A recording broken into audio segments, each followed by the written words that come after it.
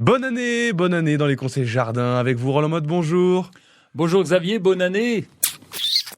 Ce bruit était vraiment pas beau.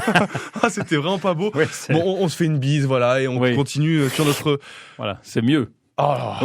On continue sur notre lancée classe, vous l'avez entendu, en vous donnant de bons conseils au jardin avec vous, mon cher Roland. Là, on va se faire la bise sous le gui, c'est la période. Eh ben oui, c'est normalement la nuit du 1er janvier, la nuit du 31 décembre, même c'était hier soir. Nous aurions dû nous embrasser sous le gui, tendrement, parce que c'est une coutume qui fait que nous allons avoir une belle vie tous les deux, etc., etc. Voilà. Bon, cette plante, alors, c'est quoi? Ça ressemble à quoi? Le gui, c'est une plante que vous avez peut-être déjà vue sur les arbres, Viscum album. Donc, ça vient de visqueux. Les druides déjà l'utilisaient. Donc, il y a quelques années, c'est pas récent, les druides. Dans la potion magique, je crois, dans Astérix, il en met. Exactement, dans la potion magique, il y en a. Alors, d'ailleurs, c'est marrant parce que dans la potion magique, et ça doit être prélevé sur un chêne, et c'est très rare, en fait, qu'il y ait sur du chêne, du gui sur du chêne. Le gui, c'est une symbolique des fêtes de Noël et des fêtes de fin d'année, et c'est une plante hémiparasite.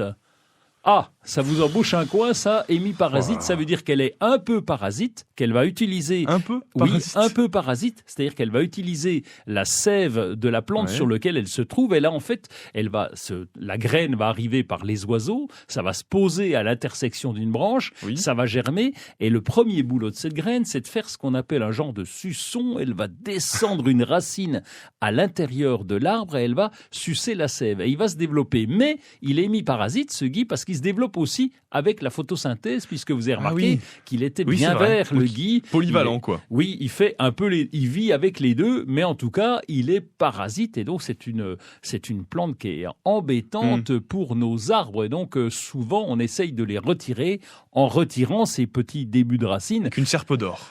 Avec une serpe d'or quand on a les moyens, quand on travaille à la radio. Sinon, on prend juste une serpette en fer classique.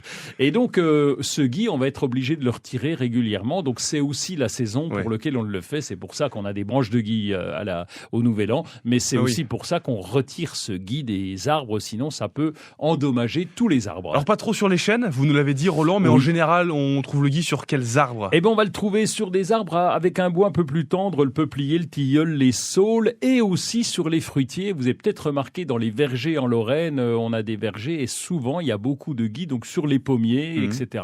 Et donc c'est là où on trouve pas mal de gui. Et si on ne fait rien, eh bien évidemment la plante peut s'appauvrir assez rapidement.